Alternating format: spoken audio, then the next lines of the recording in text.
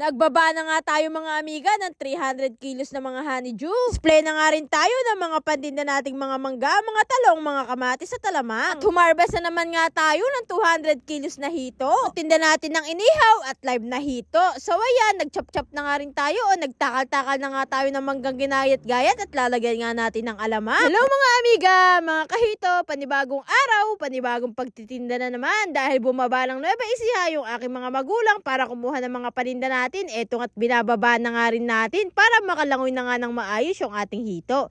Dahil 4 na oras nga silang bumabiyahe kaya kailangan makalanghap sila o makalangoy sila ng malinis na tubig at malamig-lamig. Nagsiksikan kasi yung 50 kilos na yan mga amiga sa box kaya ayan, todo baba na nga yung tatay ko kahit naulan-ulan at malamig ay talagang ganun nga talaga kaysa mamatayan nga tayo ay sayang at malulugi naman nga ang amiga nyo. So ayan, may nakakuha pa nga tayong pa dyan. Ganyan nga mga amiga ang kinakain ng ating mga hito kaya ganyan kalalaki at ganyang katataba. Bali ang size nga niyan mga amiga is jumbo na tumitimbang na 0.8 hanggang 1.3 kilos. At iba talaga mga amiga kapag ka nga manok nga yung kinakain, mas mabilis nga ito magpalaki at magpataba ng hito. Pagkatapos maibaba nga ng tatay ko yung ating mga hito dun sa ating concrete pan, eto nga't kumuha nga tayo ng pang-iihaw nga natin. Bali inisinan na nga natin. Yung asin nga mga amiga ay nagsisilbi nga nating pampakalma nga sa hito. Tapos maaalis na nga yung kanyang dulas at lansa nga sa katawan niya. Habang binababad nga natin ng 30 minutes yun bago nga natin linisin. Eto nga't kinuha na nga din natin yung mga honeydew natin para maibaba na nga din sa sasakyan natin. At kinuha at binaba na nga din natin yung mga mangga, yung mga talong, yung mga kamatis para nga talaga mga amiga ma-display na nga rin. At pagkatapos nating maibaba yung mga honeydew at ma-display yung iba pa nating paninda, naglinis na nga rin ako ng hito.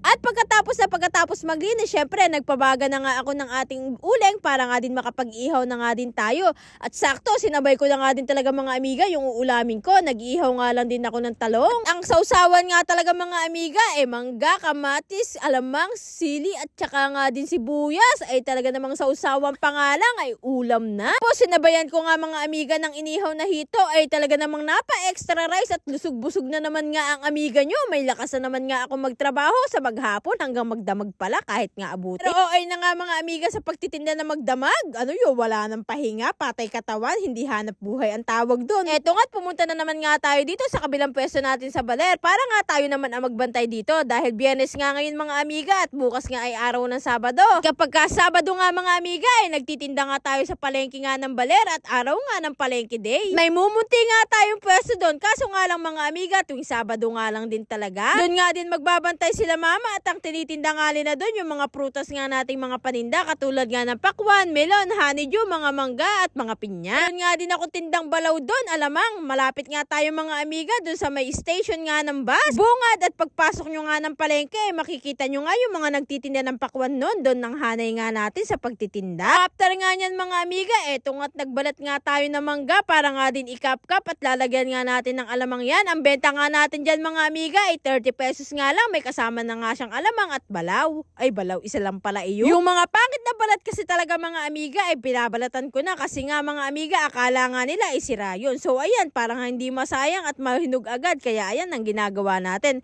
Pero tinitimbang-timbang ko yan para pantay-pantay nga yung kanyang timba. So paano ba yan mga amiga? Hanggang dito na lang muna ang ating kwento at ako nga muna ay magtitinda. Mag-iihaw pa nga ng ating mga panindang hito. At hanggang sa susunod muli, kita-kits bukas. Salamat sa panonood. Bye!